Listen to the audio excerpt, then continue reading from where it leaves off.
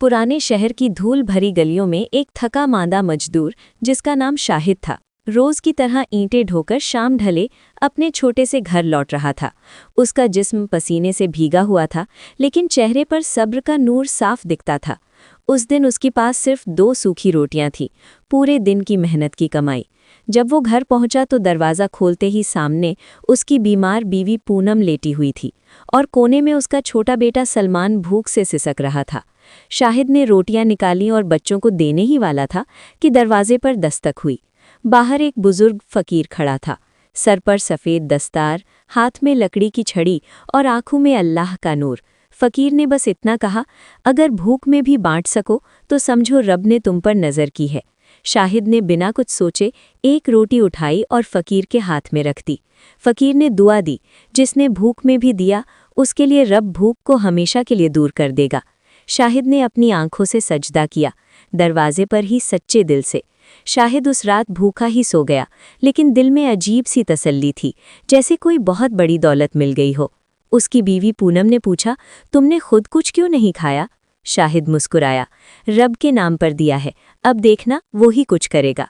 अगली सुबह जब वो मजदूरी की तलाश में निकला तो शहर के बाहर एक बड़ी हवेली के सामने मजदूरों की भीड़ देखी। वहाँ के मैनेजर ने कहा, हमें एक भरोसेमंद आदमी चाहिए जो सामान संभाल सके। शाहिद भीड़ में सबसे पीछे था, लेकिन जैसे ही मालिक हाजी दीवान बाहर आए उनकी नज़र सीधी शाहिद पर पड़ी। उन्होंने पूछा, तुम्हारा नाम क्या है? शाहिद ने नम्रता से कहा, शाहिद, मजदूरी करता हूँ।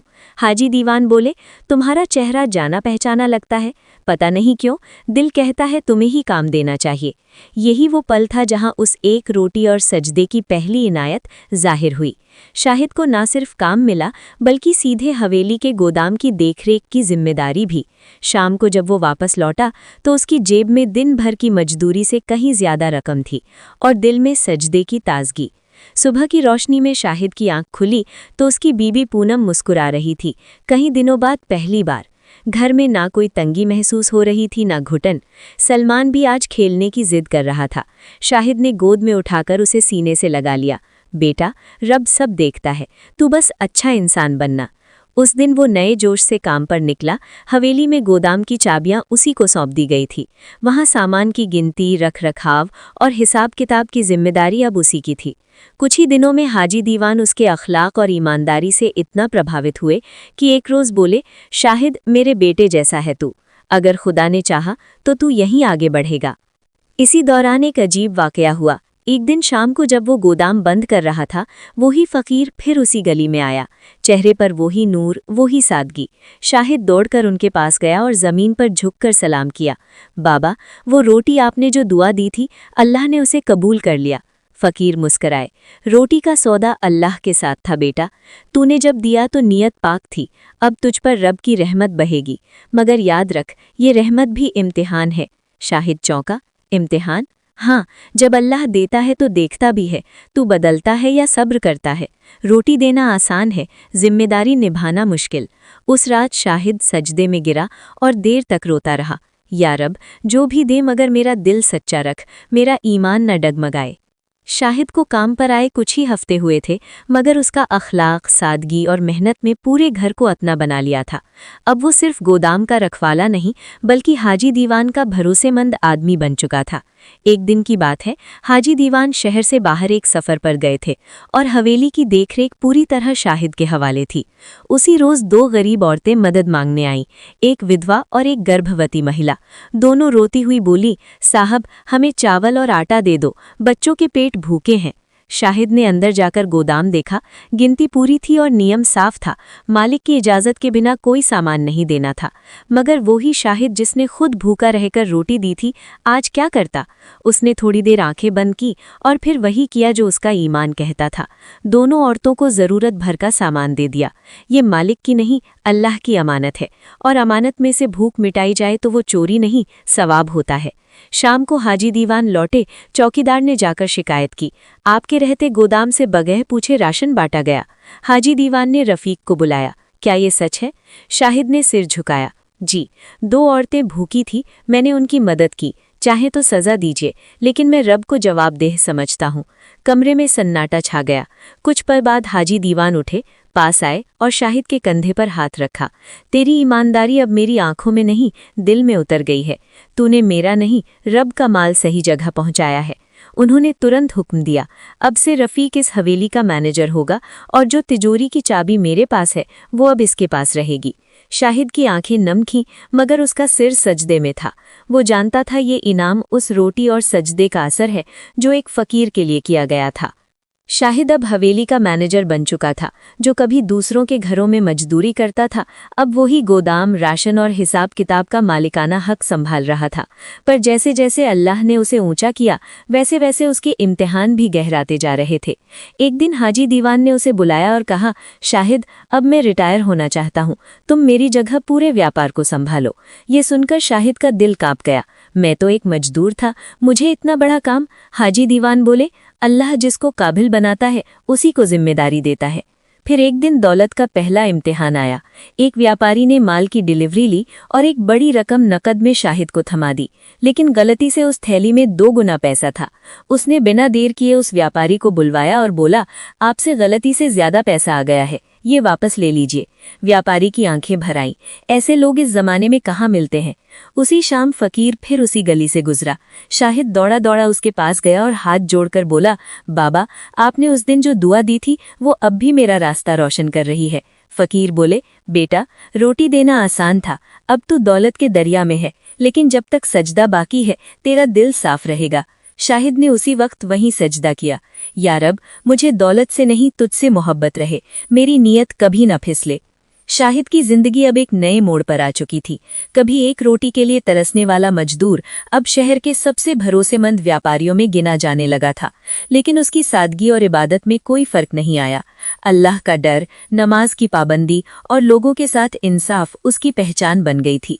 एक दिन की बात है, शहर की पुरानी मस्जिद की जमीन को लेकर झगड़ा खड़ा हो गया। एक दौलतमंद जमींदार ने दावा किया कि मस्जिद की आधी जमीन उसके दस्तावेजों में दर्ज है और वो वहां बाजार बनवाना चाहता है। शहर के लोग परेशान थे। इमाम साहब की आंखें नम थीं। अगर मस्जिद की दीवारें गिरेंगी तो लोगों का ईमान भी डगमगाएगा। उनकी आवाज भर्राई हुई थी। शाहिद ने सब कुछ सुना और उसी रात सजदे में गिर पड़ा। या रब, जो दिया है वो तेरा है, लेकिन मुझे हिम्मत दे कि मैं तेरा घर बचा सकूं। अगली सुबह वो सीधे जमींदार के बंगले गया। हजरत, आप ये जमीन चाहते हैं, लेकिन क्या आप जानते हैं कि ये सिर्फ जमीन नहीं, इस शहर के दिल की धड़कन है। जमींदार हंस पड़ा। तू कौन होता है रोकने वाला? अगर इतना ही दर्द है तो खरीद ले ये जमीन। शाहिद ने झोले से एक थैली निकाली। अपने सालों की कमाई, जेवर और कुछ रकम जो हाजी दीवान ने बतौर इनाम दी थी। ये लीजिए, मेरी सारी जमा पूंजी, मगर मस्जिद की दीवारें गिरनी नहीं चाहिए। भीड़ सन्नाट थी। जमींदार की आंखों में भी हैरत थी। तू सच में इतना देगा बस इस जमीन के लिए? शाहिद ने जवाब दिया, नहीं, मैं रब की राह के लिए दे रहा हूँ। मस्जिद सिर्फ नमाज की जगह नहीं, ये हमारी रूह की तामीर की जगह है। कुछ देर की खामोशी के बाद जमींदार की आंखें झुक गईं। तेरा ईमान खरीद नहीं सकता कोई। ये जमीन अब हमेशा के लिए मस्जिद की है। शहर में जैसे ईमान की रोशनी फैल गई। मस्जिद बच गई। इमाम साहब ने शाहिद को गले लगाते हुए कहा, आज तूने सिर्फ दीवारें नहीं बचाई, तूने इस शहर का ईमान बचा लिया। उस रात फिर से एक सजदा हुआ, उसी गली के कोने में। मस्जिद की जमीन बचाने के बाद शाहिद शहर का चहेता बन चुका था। हर कोई उसकी ईमानदारी और अल्लाह से डरने वाले दिल की मिसालें देता। लेकिन शाहिद खुद को कभी बड़ा नहीं समझता था। हर सुबह वही सादगी, वही नमाज और वही सजदा। एक दिन मस्जिद के इमाम साहब ने उससे कहा, शाहिद, तुमने मस्जिद को बचा लिया, अब वक्त है इस मस्जिद से रोशनी फैलाने का। बच्चों के लिए एक मकतब खोलो जहां उन्हें इल्म और ईमान दोनों मिले। शाहिद की आंखें चमक उठीं। इसी को तो मैं दुआओं में मांगता आया हूँ। उसने मस्जिद के पीछे वाले हिस्से को साफ करवाया, दीवारें रंगवाईं और पुराने लकड़ी के बेंच मंगवाए। फिर शहर भर में ऐलान हुआ, गरीब बच्चों के लिए मुफ्त मकतब, इल्म के साथ अदब और तालीम की जगह।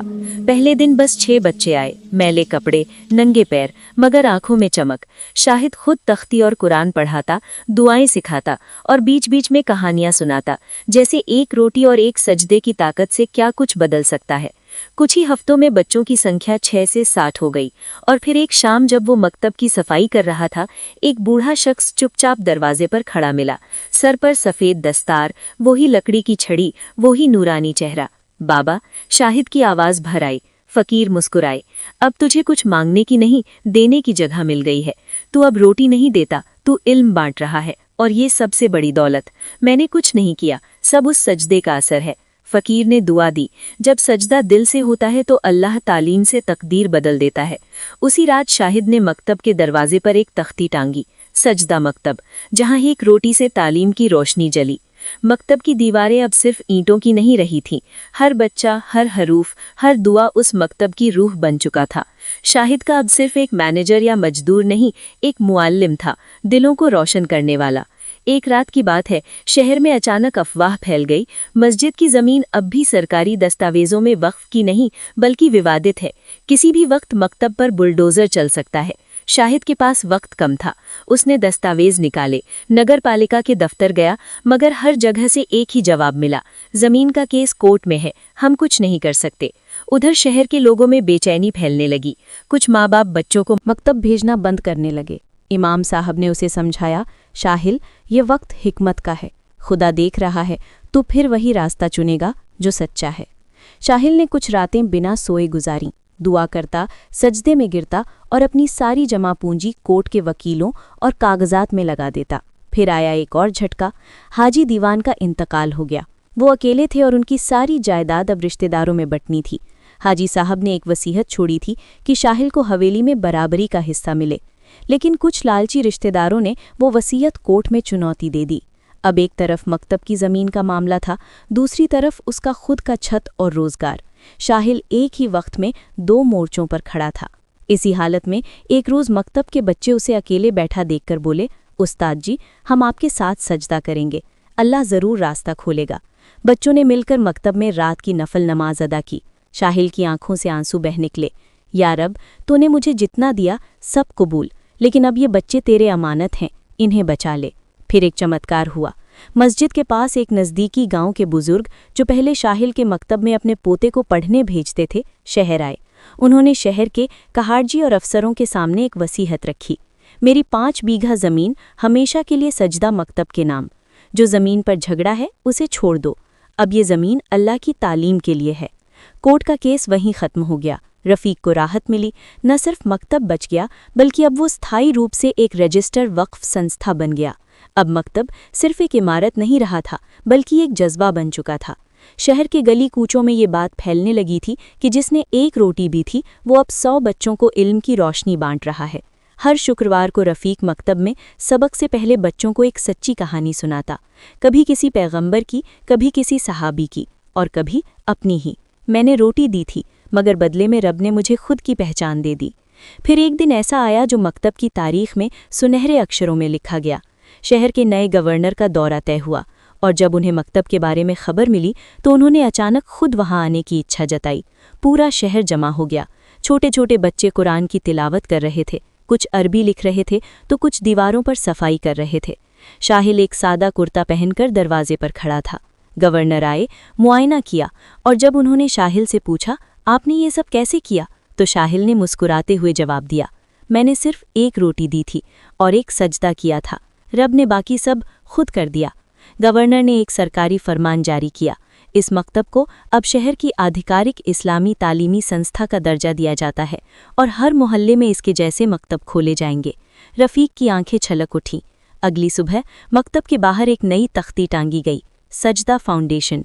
जहां एक रोटी से इबादत शुरू हुई, वहीं से उम्मत की तालीम निकली। अब हर हफ्ते नए बच्चों का दाखिला होता और नए मोहल्लों में नई शाखाएं खुलती। एक माँ ने शाहिल को रोते हुए गले लगाया, मेरा बेटा गूंगा था, अब अलिफ बोलना सीख गया है। शाहिल अब जान चुका था, जब नीयत पाक हो, कि एक रोटी भी एक उम्मत की तकदीर बदल सकती